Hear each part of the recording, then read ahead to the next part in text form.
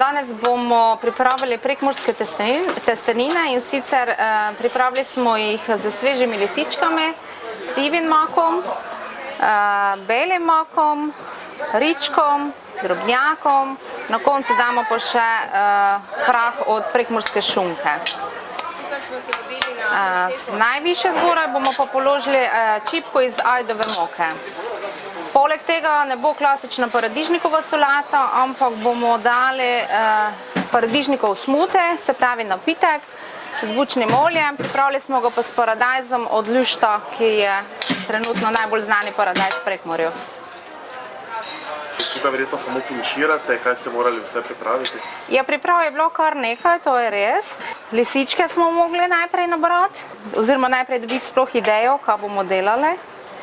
Paradajz smo za smuti pripravljali tako, ko smo ga najprej poparili v vreli vode, potem smo ga olupili in naredili takšen napitek. Poleg bomo dali še malo kopričevih cvetov, zaradi okusa in pa zaradi izgleda. Tako. Da jedi izgledajo kar zapletene, verjetno, če bi si nekdo to doma pripravljal, ne bi bilo tako enostavno. Pa ni tako zapleteno, samo malo dobre volje je potrebno pa dobiti pravo idejo. Poleg smo pripravili še sladico, tako da brez sladice tudi ni obroka ponavadi. In sicer sladki sendvič ga imenujemo, sestavljen je pa iz